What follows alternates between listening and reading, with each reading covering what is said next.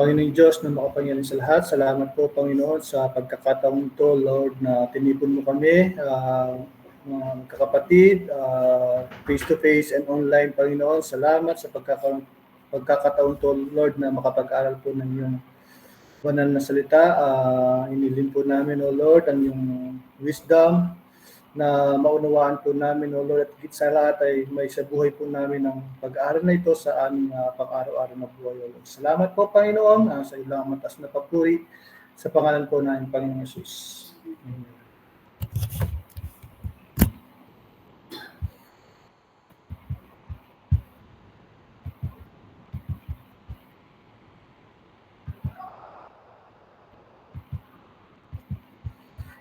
Okay.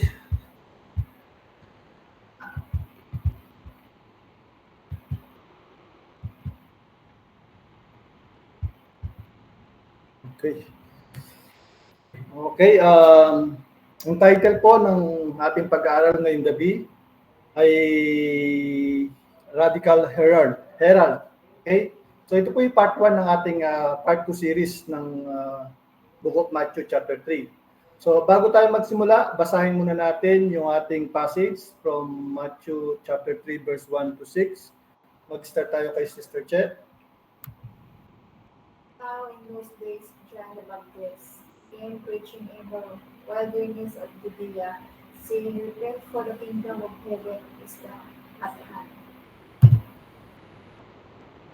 Matthew 3, verse 6. For this is the one referred to be by Isaiah the prophet, when he said, "The voice of one crying in the wilderness, make ready the way of the Lord, make his path straight."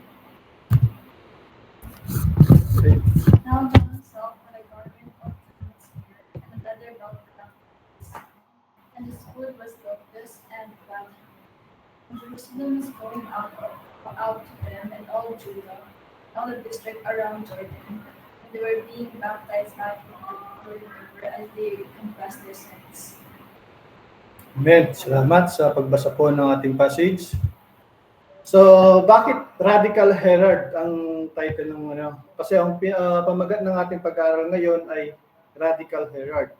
At natural na itanong natin, sino ba yung herald dito na sinasabi? Bakit siya tinawag na radical? Sino ba yung herald dito? Si John the Baptist. Okay? Kasi sa kabuuan ng kanyang ministeryo, makikita natin na si John na parang isang spiritual tornado, parang bigla na lang siyang lumitaw na dumaan sa Israel. Hindi para gumawa ng mga ingay, kundi para radikaling baguhin ang spiritual climate sa buong bansa. Kaya ako siya tinawag na radical, hindi lang dahil kakaiba siya, kundi dahil siya ginamit ng Diyos upang magdala ng totoo at makapangyarihang pagbabago. So madalas iniisip natin ang salitang radical ay strange, di ba? Strange or weird. Pero sa biblical sense, ang radical ay tumutukoy sa isang taong bumabalik sa ugat or sa root ng katotohanan. Dahil dito, nagkakaroon ng malalim at matinding epekto sa kanyang lipunan. Ganyan si John the Baptist. So hindi siya radical dahil kakaiba ang kanyang damit o pagkain. Di ba yung pagkain niya ay lotus, di ba? Yung damit niya punit-punit. So hindi siya kakaiba dahil doon. Radical siya dahil sa tapang, dahil sa tapat siya at wala siyang kompromiso or hindi niya kino-compromise yung kanyang pag-aaral or yung pag-share ng salita ng Diyos. So sabi ng isang preacher, when God's word is faithfully preached, only two things can happen. Either there will be a riot or there will be a revival. So minsan pareho pang nangyayari.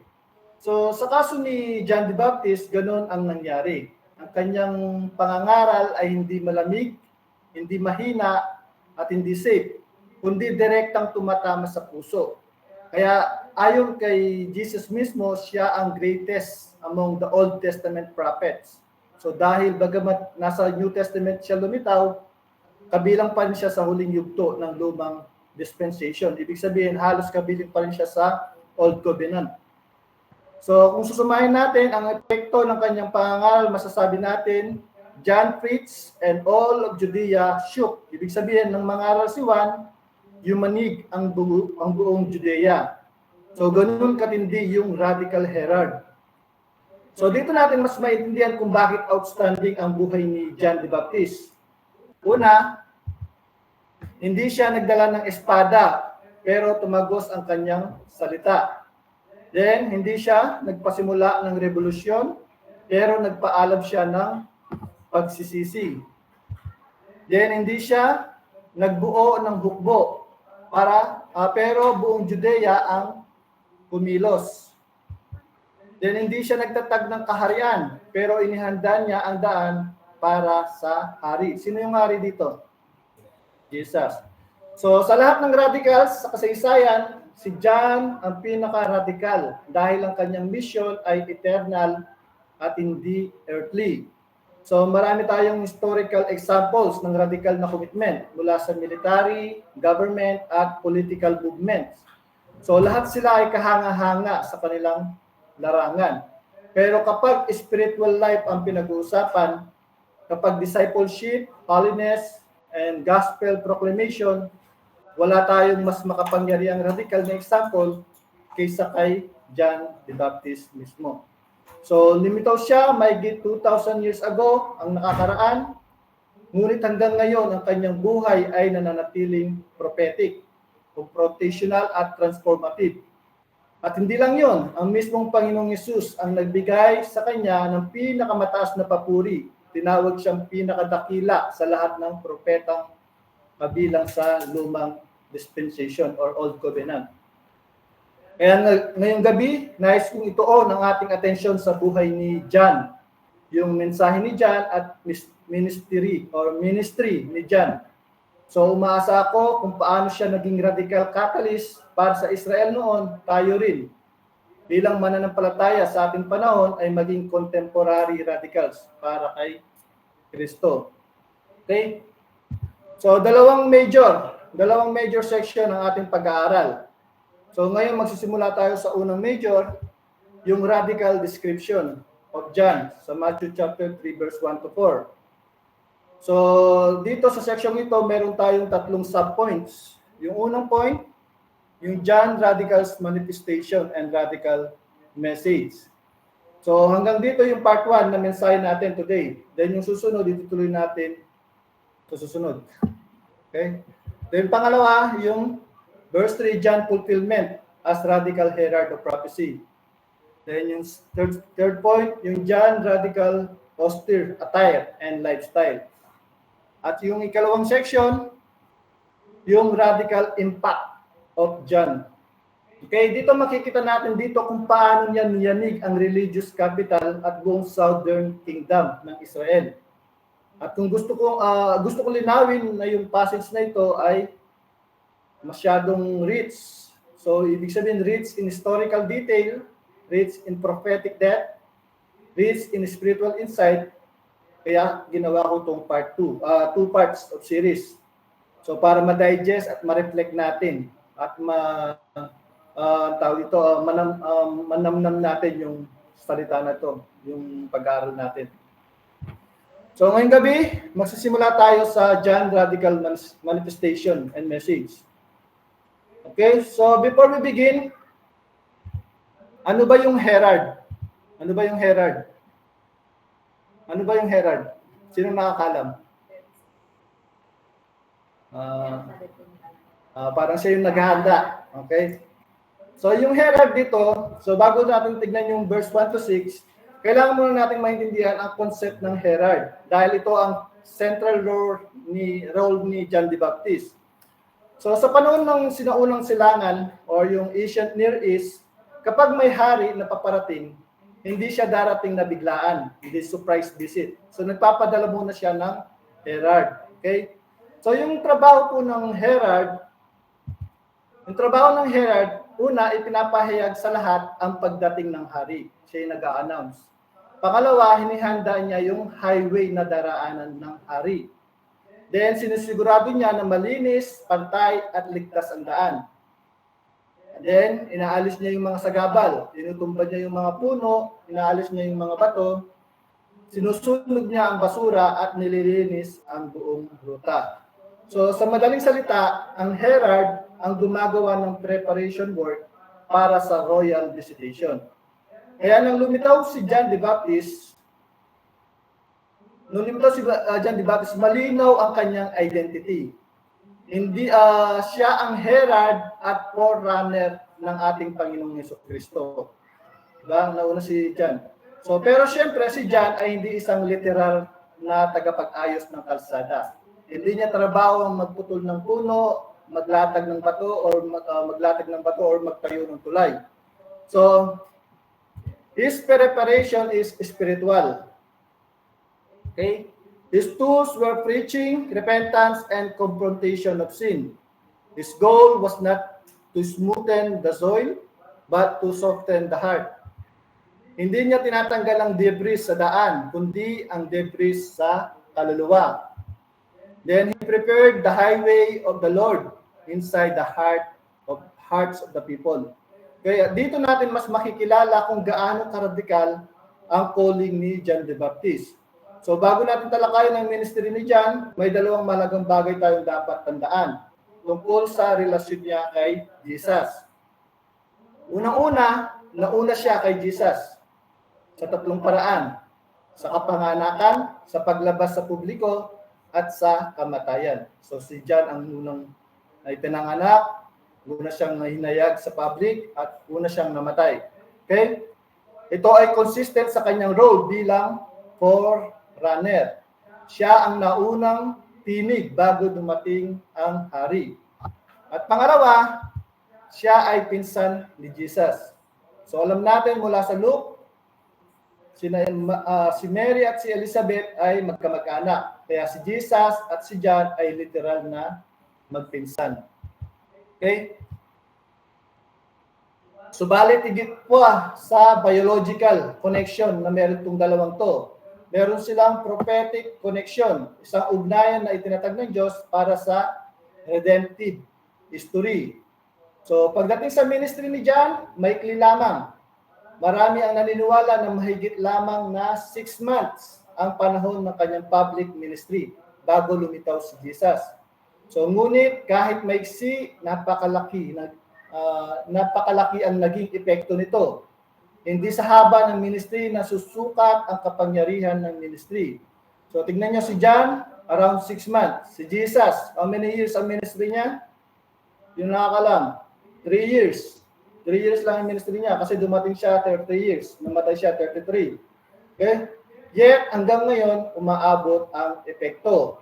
So, libu-libong tao ang pumunta sa wilderness, iniwan ng kanilang bahay, trabaho, at lungsod upang magsisi at handa ang puso nila para sa pagdating ng Mesayas, Jesus. So, ganyan kahalaga ang ginagawa ni John the Baptist. At ang kanyang mensahe ay hindi lang para sa mga Hudyo noon. Ito rin ay para sa atin ngayon. At ngayon, tignan natin yung radical description of John. So, pumasok na tayo sa unang bahagi ng ating pag-aaral, ang radical na paglalarawan kay John. At unahin natin ang kanyang manifestation. Manifestation and radical message. So, bago tayo pumasok, basahin muna natin. 1 John 1:2. Read. Now in those days, John the Baptist came, preaching in the wilderness of Judea, saying, "Repent, for the kingdom of heaven is at hand." Amen. Sabi dito, now in those days, John the Baptist came, preaching in the wilderness of Judea, saying, "Repent, for the kingdom of heaven is at hand." So bilang herald ni Lord Jesus Christ, ano ang pangunahing tungkulin ni John? Una, he was sent to prepare the way for the king. Siya ang inatasan upang maghanda ng daan para kay Jesus at ang ipinangakong Messianic King. So lahat ng ginagawa niya, ang kanyang pangangaral, lifestyle, separation, boldness, at message ay nakatuon sa layuning ito. Ang hihanda ang puso ng Israel para sa pagdating ng hari. Pangalawa, he was announcing an approaching event, the kingdom of heaven. So hindi lamang dumating si John para magsabi na may darating na Mesaya. Inihanda rin niya yung mga taga-Israel para sa isang historic event. The kingdom of heaven is at hand. Ibig sabihin, ang paghahari ng Diyos ay malapit nang magpakita sa persona ng ating Panginoong Yesus. And here is the beautiful truth, which you are herald. Tayo din ay mga herald din. Okay? Sa parehong parahan, tayo rin ay herald ni Lord Jesus Christ. Hindi lang si John ang tinawag na forerunner. Tayo rin ay mayroong tungkulin bilang mga mananampalataya. Kailangan hihanda rin natin ang puso ng mga tao para kay Jesus. Sinasabi ng Biblia na sa 2 Corinthians 5:20, we are the ambassadors for Christ. Ibig sabihin, tayo ang tagapagdala ng kanyang mensahe. Tayo ang kinatawan ng kanyang karakter at tayo ang tagapagpahayag ng kanyang katotohanan. At siguro nagtatanong kayo, paano natin maihanda ang puso ng mga tao para kay Kristo? So hayaan yung magbahagi ako ng ilang practical ways. How we prepare hearts for Jesus today. Una, by sharing our testimonies. So kapag pumasok ang Panginoon sa buhay natin, check na may magbabago. May nagbago ba? Meron, di ba? Dati ganito tayo, ngayon ganito na tayo. Sabi nga ng scriptures, if any man is in Christ is a new creation. For the old has passed away, the new has come. So may kwento ka, may ebidensya ka, at dapat nating ibahagi yun.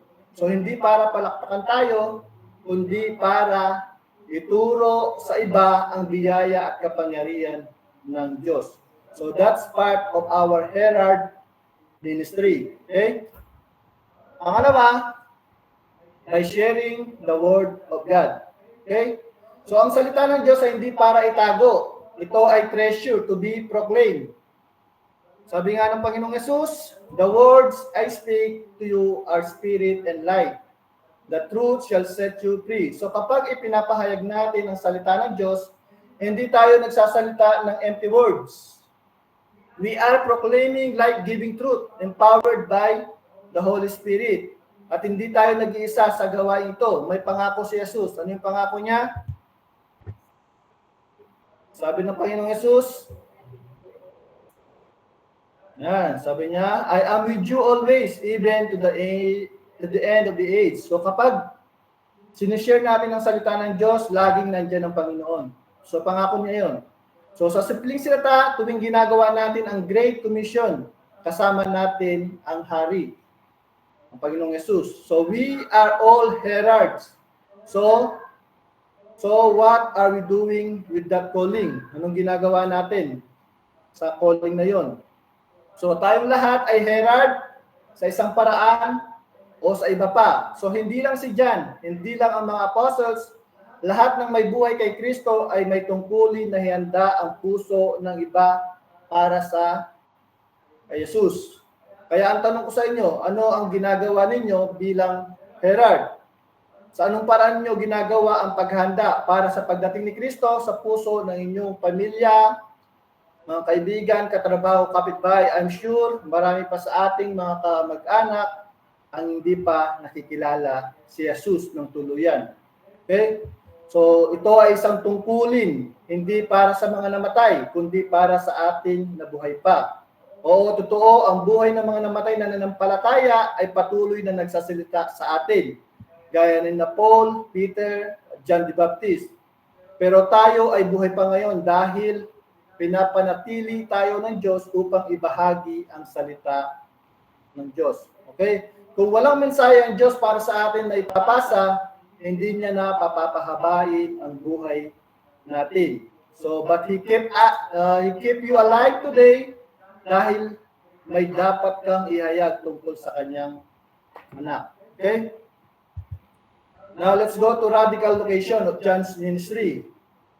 So, ano sabi sa John chapter 3 verse 1? those days, John the Baptist came, being in the wilderness of Judea. Okay, sabi dito, now in those days, John the Baptist came preaching in the, saan? Wilderness of Judea. So hindi lang si John ang radikal. Hindi lang si John ang radikal, pati ang lokasyon. Lokasyon ng kanyang ministry ay radikal. So habang ang karamihan sa mga religious leaders noon ay nasaan? Nasa templo, nasa synagogue, di ba? Nasa rabbinic school. Pero si John ay nasa wilderness. So isipin niyo yun. Habang ang religion ng Israel ay nasa sibilisado, strukturado at organized na mga lugar, si John ay nasa isang lugar na tila walang tao, walang struktura at walang reliyosong dekorasyon. Bakit niya pinili ang wilderness? Bakit niya pinili ang wilderness? Because the spiritual centers had become centers of religious hypocrisy. Alam natin na noong panahon ni John, merong dalawang grupo. Ano yung dalawang grupo na yon? Una yung Sadducees. Yung Sadducees, ito yung mga anti-supernaturalists.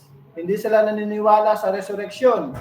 Hindi sila naniniwala sa miracles. Hindi sila naniniwala sa supernatural working of God. Sila ay mainly priests, pero ang layo nila ay pera, political influence, at power. In short, sila ay mga religious leaders without spiritual life. At pangalawang grupo, yung mga the Pharisees. Yung mga Pharisees, ang mga master of man-made tradition. So nagdadagdag sila ng hundreds of tradition na halos kinakancel na yung utos ng Diyos. Ang kanilang spirituality ay external, hindi internal. So gusto nila ang paghanga ng tao. Ibig sabihin, self-worship sila, not God worship. So ang kanilang kabutihan ay performance, hindi obedience. So sa paningin ng marami, sila ang pinakabanal. Pero sa mata ng Diyos, sila ang pinaka-defiled dahil ang puso nila ay malayo sa Kanya. Kaya hindi nag-minister si John sa kanilang lugar o sa kanilang turf. So hindi niya inagaw ang spotlight sa templo, sa mga eskwelahan o sa mga sinagoga. Tumayo siya sa wilderness, malayo sa ingay, malayo sa politikal, at malayo sa superficiality. At doon, sa gitna ng kawalan, libong tao ang pumupunta. So doon nagpapakita ang tunay na gutom ng mga tao. Ibig sabihin, gutom sa spiritual. Okay? Our generation had similar spiritual atmosphere. At mga kapatid, kung titignan natin ang panahon natin ngayon, hindi gaanong naiiba. May mga relihiyoso din. Oo. May reliyon, may ritual, may form of faith, pero minsan kulang sa genuine godliness. Maraming hipokrito, maraming superficial appearance of spirituality, at kaunting tunay na puso para sa Diyos. So hindi na bago ang problema at hindi tayo dapat mabigla. Kaya nga napakahalaga ng mensahe ni John at ng pagiging herald natin ngayon. Dahil kung may kulang sa ating panahon, iyon ay hindi religious, kundi tunay na repentance, tunay na hunger for God, at tunay na preparation for Christ. So ngayon, bumalik tayo sa radical location, ang ministry ni John the Baptist.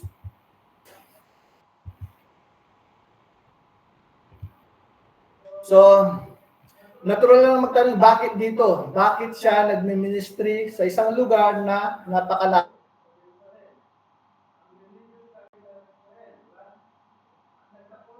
Sa pangangaral sa wilderness, malapit sa Jordan River, kung saan marahil tumawid sina Joshua. Di ba? Noong panahon nila, tinawid nila yung Jordan River ng kanyang hukbo noong panahon. So isipin ninyo, napaka-inconvenient, napakalayo, desert land pa. Kaya ang tanong, bakit doon? Bakit hindi sa templo? Bakit hindi sa synagogue? Bakit hindi sa isang lugar? Kung gusto mong makarinig ng pangangaral, ikaw pa ang lalakad ng malayo. Sagot, nag-preach si John the Baptist sa out of the way, an attractive and discomfortable na lugar para masala ang mga tao. May screen. So gusto niyang dumating o gusto niyang dumarating lamang ay ang tunay na naghahanap ang mga taong handang maglakad, magtiis at mag-adjust upang marinig ang salita ng Diyos. Ibig sabihin, may built-in spiritual screening ang kanyang location. So ang lalapit ay ang handang magsisi. Ang dadalo ay yung mga seryoso. Ang makikinig ay yung may tunay na hunger for God. Okay? So tingnan natin yung contrast with today church culture. Kasi sa 21st century church, madalas natin marinig ang konsepto ng seeker-friendly church. And to be fair, may magandang puso ang ganung movement. No? Ang design nila ay love and compassion para sa mga lost. At sa ganung motive, dapat silang i-commend. Ngunit sa kabila ng magandang intention, may mali sa method. Bakit? Ang focus ng seeker-friendly mindset ay ibigay natin sa tao ang gusto nila. Gawing comfortable, gawing enjoyable, gawing motivational, or gawing non-offensive ang salita ng Diyos. Pero mga kapatid, mali ang focus na iyon. Kasi hindi tayo tinawag ng Diyos para ibigay sa tao ang gusto ng tao, kundi ibigay sa tao ang gusto ng Diyos. Hindi natin trabaho na i-center ang church sa felt needs ng tao tulad ng emotional relief, mental health, financial success, self-improvement. Maganda mga ito, pero hindi ito ang sentro. Ang sentro dapat ay ang Diyos, ang kanyang kalooban, ang kanyang katotohanan at ang kanyang kaharian. Kasi kapag tayo ang nasa sentro, ito ang bunga. Carnal church, puro flesh, kulang sa holiness. Shallow church, walang depth sa word, walang lalim sa salita ng Diyos. Emotional church, puro feeling, kulang sa repentance. And mixed church, nagdi-disciple sila ng mga unbeliever na hindi nila alam. At minsan hindi natin namamalayan, nagdi-disciple na tayo ng mga tao na hindi pa pala born again. So hindi tayo sinabing mag-ayos ng programa para magustuhan tayo ng tao. Ang call sa church ay ibigay sa Diyos ang gusto niya at turuan ng tao kung ano ang gusto ng Diyos. Kaya si John the Baptist, spot on. Tama ang approach niya. Radikal ang message, radikal ang lokasyon, radikal ang method. Bakit? Dahil gusto niyang ilayo ang mga tao mula sa hypocritical religious system ng panahon niya. Gusto niyang makita nila ang tunay na kingdom ng Diyos ay internal, hindi external. So real heart change, hindi religious show. Eternal reality, hindi superficial facade. Ibig sabihin hindi peke, hindi plastic, hindi pa-impress lang. So, at sa wilderness na yon, sa lugar na yon, malayo, tahimik at walang distraction. Mas malinaw marinig ang tinig ng Diyos kaysa sa ingay ng religious hypocrisy. So, isa pang dahilan kung bakit sa ibang lokasyon nangaral si John, gusto niyang maging mark out ang mga tao. So, anong ibig sabihin ng mark out? So, bilang salt and light ng mundo, gaya ng tawag ng Diyos sa atin, hindi tayo pwedeng magtago. So, hindi tayo pwedeng maging James Bond Christian. Undercover, silent, at invisible sa mundo. So, walang 007 sa Kristyanismo. So, ang design ng Diyos, lumabas sa open, maging salt, maging light, maging godly influence sa mundong puno ng dilim. Ang calling natin, maging shining light sa dark world. Kaya kailangan natin maging marked out, malinaw, identifiable, hindi nahiya at hindi nagtatago. Sabi nga ni Pablo, di ba? Sa 1 John 1:16, Romans 1:16, I am not ashamed of the gospel, for it is the power of God unto salvation. So hindi tayo dapat mahiya sa ating Panginoon. Hindi tayo dapat mahiyang tawaging Christian at hindi tayo dapat magtago ng gospel. Dapat tayong maging marked out para kay Jesus Christ. Okay? Ngayon, pag-usapan natin yung mensahe. Yung mensahe ni John the Baptist, isang radical message. Anong sabi sa verse 2? Pakibasa sa verse 2. Shall ye repent, for the kingdom of heaven is at hand. Amen. Repent, for the kingdom of heaven is at hand. So, hindi lang ang herald ay radikal, hindi lang ang lokasyon ay radikal, pati ang message ay radikal. Repent. At ang repent sa Biblia ay higit pa sa remorse o regret. Hindi lang ito feeling sorry, hindi lang ito emotional na pagsisisi. Ano ba ang repentance? Ano ba ang biblical repentance? Ang repentance ay yung pagbabago ng isip at layunin. Isang turnaround, isang pagtalikod sa kasalanan at paglapit sa Diyos. At hindi ito ginagawa sa sariling lakas. Marami ang iniisip na ang repentance yung I will stop smoking, I will stop drinking, I will stop my vices. So pero hindi ito ang biblical na repentance. Bakit? Sabi nga sa Romans 7:8, for I know that's in me, that is in my flesh, nothing good well. So ibig sabihin, hindi natin kayang mag-repent by human strength. Kahit si Paul ang nagsabi, the thing I want to do, I cannot do. Di ba? Bakit? Dahil sa simple nature na nasa atin. So ang tunay na repentance ay gawa ng Diyos. Siya ang nagbibigay ng cleansing, ng sanctification, ng righteousness, ng inner transformation. So repentance is turning from sin through God's power by the work of the Holy Spirit. So repentance is a lifestyle. Okay, ano yung Greek word ng repent dito? Dito ay present imperative. Ibig sabihin, ongoing action. Habit, pattern, lifestyle. Merong preacher na nagsabi na yung repent, sabi niya, I am a daily repenter. So tama yun. Ako rin ay daily repenter. Ikaw rin, kailangan maging daily repenter. Oo, born again na tayo. Oo, we have the positional righteousness of Christ. Pero may natitira pa rin sa atin na simple nature sa atin habang nasa mundong ito. Nandun pa rin yung simple nature natin. Kahit born again na tayo. Kaya kailangan natin ng daily confession, daily repentance, at daily realignment with Christ. Okay? So, ang araw lang na hindi natin kailangan mag-repent ay yung araw na nasa heaven na tayo. Kung saan hawak na natin na yung perfect righteousness of Christ. So, hindi lang positional, kundi experiential at eternal. Pero ngayon, habang nasa mundo pa tayo, we repent daily because we still sin daily. Eh, sino bang hindi nagkakasala dito? So, lahat naman nagkakasala. So, we need to repent daily. Okay? So, ngayon, pag-usapan natin yung idea na ang repentance ay requirement para makapasok sa kingdom of God or kingdom of heaven. Kasi nung panahon ni John the Baptist, ito ay isang bagong mensahe, yung repent. At para sa maraming Hudyo, ito ay stumbling blocks. Okay? Bakit? Bakit stumbling blocks? Dahil ang kanilang messianic expectation noon ay political at military. So iniisip nila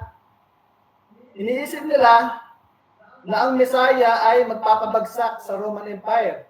Magtatayo ng powerful and dominant Jewish kingdom at ibabalik ang Israel sa pagiging preeminent nation sa lahat ng bansa. Para sa kanila, ang kingdom ay tungkol sa power, might, at national glory. Kaya nang dumating si John at ang mensahe niya ay hindi tungkol sa political revolution kundi repentance, napaka-radical nito. So hindi ito popular, hindi ito appealing. So hindi ito tugma sa inaasahan ng mga Hudyo noon. Pero alam niyo, hindi iniisip ni John ang popularity or fame or recognition. Ang concern niya ay faithfulness sa mission ng Diyos. Iyon ang mahalaga sa kanya. Gawin ang gusto ng Diyos kahit hindi siya tanggap ng religious word ng panahong iyon. So sabi dito, repent for the kingdom of heaven is at hand. So ano ang ibig sabihin nito? So kapag naririnig natin ang kingdom of heaven, anong madalas natin unang naisip? Ano yung unang madalas natin naisip pag sinabing the kingdom of heaven is at hand? Heaven, di ba? Kingdom of heaven. So minsan madalas natin iniisip natin ay heaven, above, or yung dwelling place ng Diyos, di ba? Pero hindi yun ang ibig sabihin dito. Kasi ang kingdom of heaven sa pangangaral ni John at ni Jesus ay yung the promised kingdom to David, the Davidic kingdom.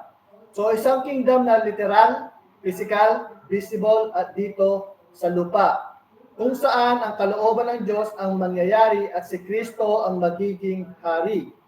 So hindi ito abstract spiritual concept, hindi rin ito simpleng synonym ng heaven bilang lugar ng Diyos. Ito ay earthly kingdom na magre-represent ng heavenly rule. So kung gusto nating makita ng mas malinaw, basahin natin yung the Lord's Prayer. Anong sabi sa the Lord's Prayer? Our Father who art in heaven, hallowed be thy name. Thy kingdom come, your will be done on earth as it is. Okay, di ba? Napakalinaw. Ang kingdom na hinihintay dito ay ang kingdom na darating sa lupa. Isang earthly kingdom governed by the will of heaven. So ito ang kingdom na pinapahayag ni John. Ito ang kingdom na inaalok kay Israel, sa mga Israel noon. At ito ang kingdom na fulfilled sa Messiah, ang Son of David. So ngayon kapag sinabi ni John the Baptist na the kingdom of heaven is at hand, ang ibig niyang sabihin ay malapit na talaga. Bakit malapit na? Dahil dumating na ang Messiah, si Christ, si Jesus Christ, ang hari ay pinanganak na at malapit na siyang ipakita at ipakilala sa buong Israel. Ito ang trabaho ng isang herald, i-announce ang pagdating ng hari. Kaya ang sinasabi ni John ay, the King is coming, I am preparing the way, para akong nagro-roll out ng red carpet for the arrival of the King. So kaya ang panawagan niya ay malinaw.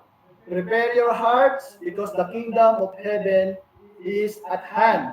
So kung tatanggapin nila ang Messiah, kung magre-repent sila, kung iiwas sila sa kasamaan at religious hypocrisy, kung magkakaroon sila ng tunay na pagbabago sa buhay, ito na sana ang panahon ng pagtatag ng hari sa kanyang kaharian.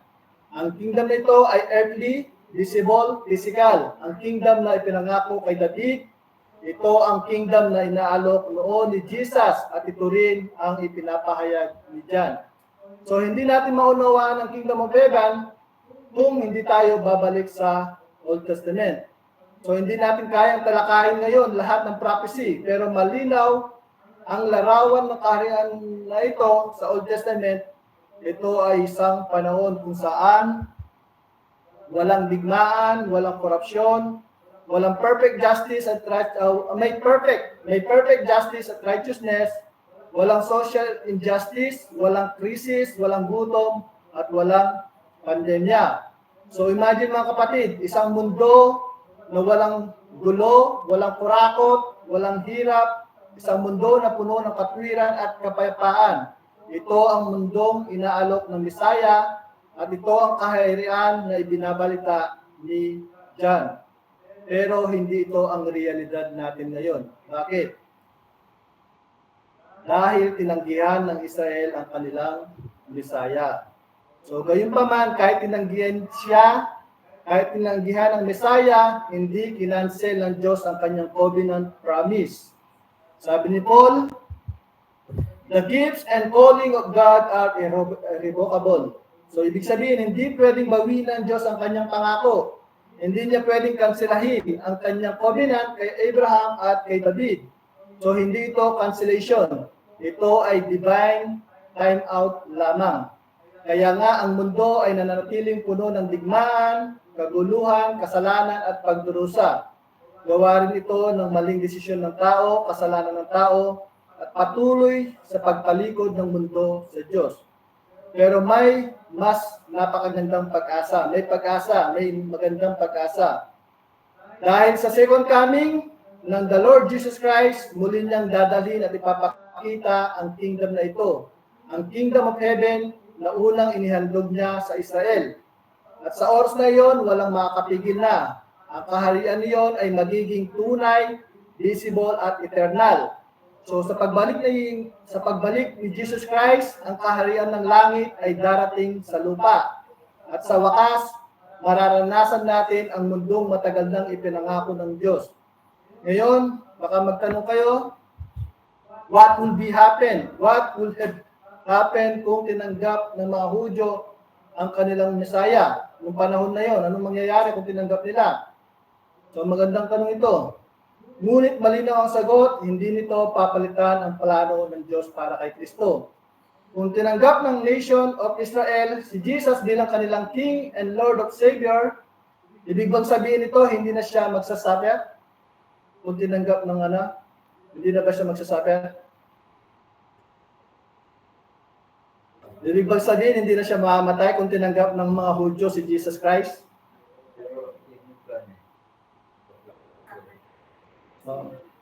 So, ganun pa rin. So, bakit?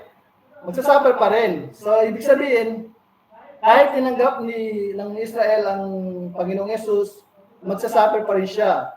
So, mamamatay pa rin siya. Bakit? Dahil malinaw na nagpropesiya ang Old Testament bago ang glory ng Messiah. So, dapat munang maranasan niya ang suffering. Okay? So, ito ang bahagi ng redemptive blood ng Panginoon, ng Diyos, ang pagkakapako, pagkakalibing at pagkakabuhay muli ay nakasulat na mula pa sa simula. So magbibigay ako ng mga passage sa Old Testament kung saan makikita ang propesya tungkol sa suffering Messiah. So kahit tinanggap siya noon, ang daan ng Messiah ay magiging krus pa rin. Saan natin ito makikita sa Biblia? Sa Messianic Psalms, tulad ng Psalms 22, malinaw ang prophetic depiction ng crucifixion. Sa Psalm 23, nagpakita ng shepherding, ang guidance sa gitna ng trials. Isaiah 53, yung suffering servant na magpapakasakit para sa ating mga kasalanan. Sa Daniel 9, ang anointed one ay cut off, tumutukoy sa sacrificial death ng Panginoong Yesus. Then sa Zechariah, they shall look upon me whom they have pierced.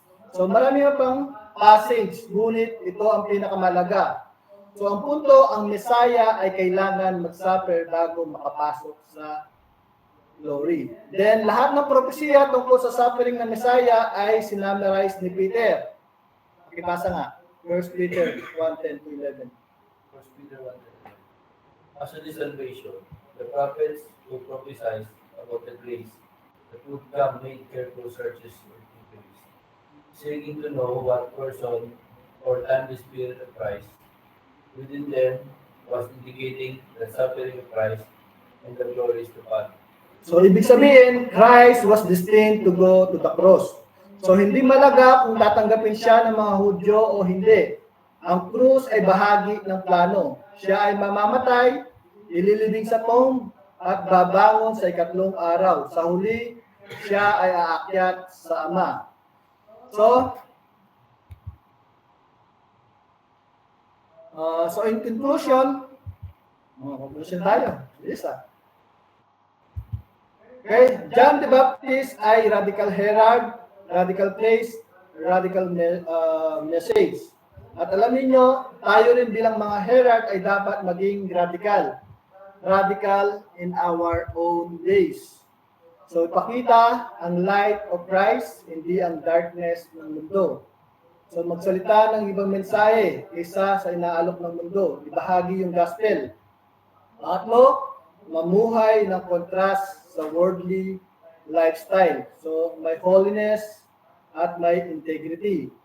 So salamat sa Diyos, example ni John the Baptist bilang radical herald. Siya ay radical na limbawa sa lahat ng believers. Naway mamuhay tayo ng radical lives, faithful, bold, at mark out para sa ating Panginoon.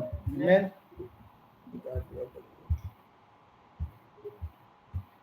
Thank you, Brother. So, ang magandang mensahe po para po hindi lang makukuha ng panahon, even today. Ito na napapanahon po na naman. Sabi natin, kahit tayo sa mundo. I-share ko lang din po yung kanina sabi ko sa friend receiver. Kasi ngayon, maraming Kristiyano, okay, nag-share ng Word of God.